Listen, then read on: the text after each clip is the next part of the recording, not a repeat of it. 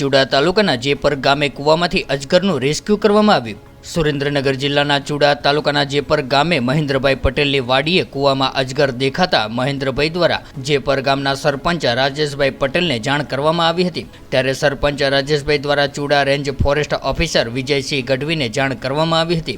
ત્યારે વિજયસિંહ ગઢવી દ્વારા ઘટનાસ્થળે પહોંચીને તપાસ કરતા મહેન્દ્રભાઈ પટેલનો કૂવો 80 થી 90 ફૂટ ઊંડો હોવાથી અજગરનું રેસ્ક્યુ માટે વઢવાણથી નિષ્ણાંત દર્શનભાઈ સોની તથા તેમની ટીમને બોલાવીને ફોરેસ્ટ ટીમ સાથે મળીને દોરડાની મદદથી કૂવામાં ઉતરીને પાણીમાંથી અજગરને સલામત રીતે બહાર કાઢવામાં આવ્યો હતો। ત્યારે આરએફઓ વિજયસિંહ ગઢવીના નેતૃત્વ હેઠળ ફોરેસ્ટની ટીમ અને નિષ્ણાંત દર્શનભાઈ સોનીની ટીમ દ્વારા ભારે જહેમત બાદ સફળતાપૂર્વક રેસ્ક્યુ પૂરું કરવામાં આવ્યું હતું।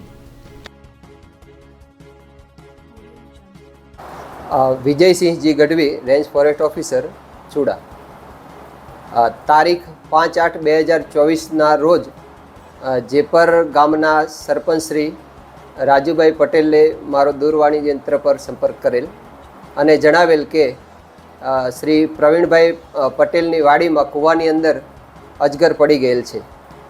આ બાબતની જાણ થતાં અમે તાત્કાલિક સુરેન્દ્રનગર રેસ્ક્યુઅર શ્રી દર્શનભાઈ સોની અને તેમની ટીમનો સંપર્ક કરેલ અને તેઓને તાત્કાલિક ઘટના સ્થળે આવવા માટે જણાવેલ।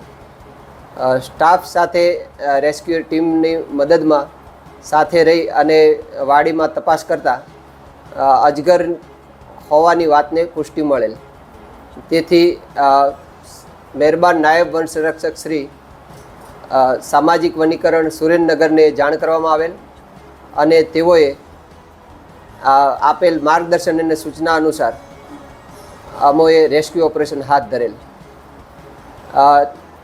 અમારી ટીમ દ્વારા કૂવાની અંદર 70 થી 80 ફૂટ ઊંડા કૂવાની અંદરથી આશરે 8 ફૂટ લંબાઈનો અજગર સફળતાપૂર્વક બહાર કાઢવામાં આવેલ અને તેને મેડિકલ ઓફિસર પાસે પરામર્શ કરતા સંપૂર્ણ રીતે સ્વસ્થ જણાતા જંગલ ભાગમાં મુક્ત કરવામાં આવેલ છે।